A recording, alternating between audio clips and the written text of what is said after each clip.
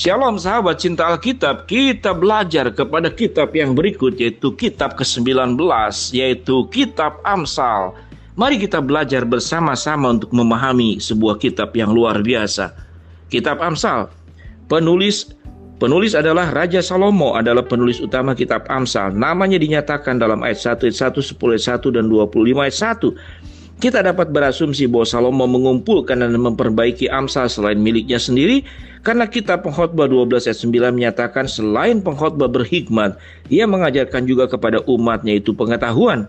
Ia menimbang, menguji, dan menyusun banyak Amsal. Apabila kitab Amsal dalam bahasa Ibrani adalah Mishael Shelomoh, yang diterjemahkan sebagai Amsal dari Salomo. Tanggal penulisan Amsal Salomo dituliskan dalam kurun waktu sekitar tahun 900 sebelum Masehi, di tengah masa pemerintahannya sebagai raja. Bangsa Israel menggapai titik puncak dalam hal kerohanian, politik, kebudayaan, dan ekonomi. Dengan naiknya reputasi Israel, begitu pula nama Raja Salomo.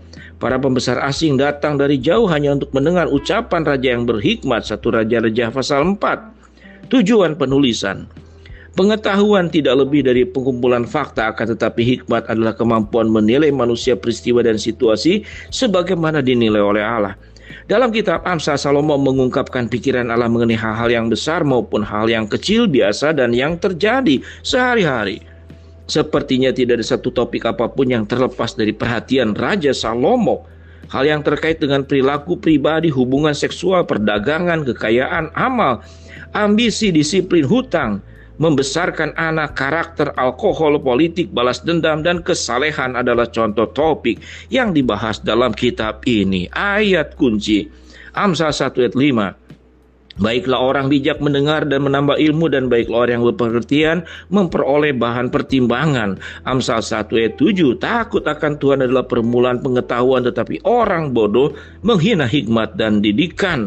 Amsal 4 ayat 5. Perolehlah hikmat, peroleh pengertian, jangan lupa dan jangan menyimpang dari perkataan mulutku. Amsal 8 ayat 13-14. Takut akan Tuhan adalah membenci kejahatan. Aku benci kepada kesombongan, kecongkakan, tingkah laku yang jahat, dan mulut yang penuh tipu muslihat. Padaku ada nasihat dan pertimbangan. Akulah pengertian, padakulah kekuatan, rangkuman. Merangkum kitab Amsal agak sulit dilakukan, tidak seperti kitab lainnya dalam Alkitab. Tidak ada kisah utama di dalamnya, begitu pula tidak ada pula karakter utama dalam kitab ini. Urusan hikmatlah yang menjadi fokus utama.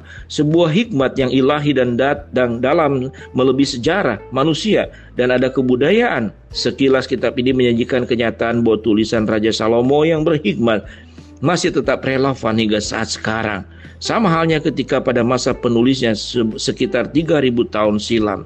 Bayangan tema hikmat dan kebutuhan mengenai hikmat di dalam kehidupan kita tergenapi dalam Kristus. Kita berulang kali dinasihati kitab Amsal untuk mencari hikmat, mendapatkan hikmat, dan mengerti hikmat. Amsal juga menyatakan dan mengulangi bahwa takut akan Tuhan adalah awal dari kebijaksanaan.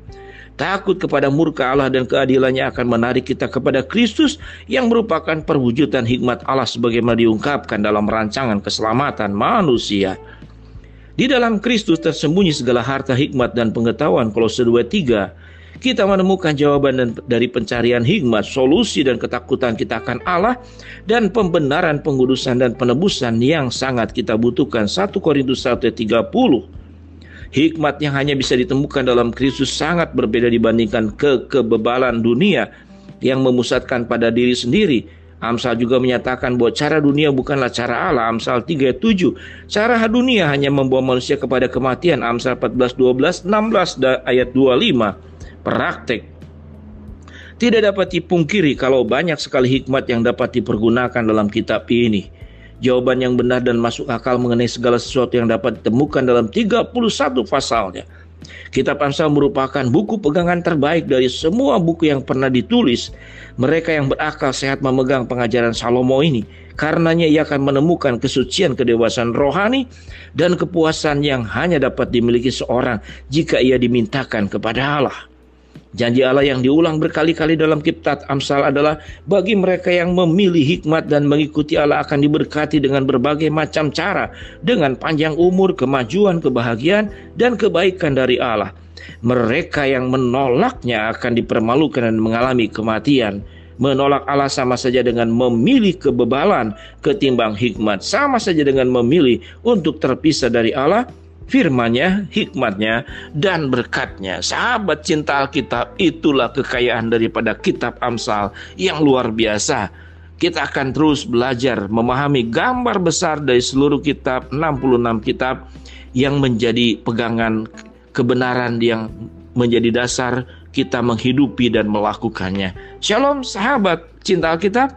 Sampai bertemu dengan kitab yang berikut, kitab Pengkhotbah, kitab yang ke-20. Amin.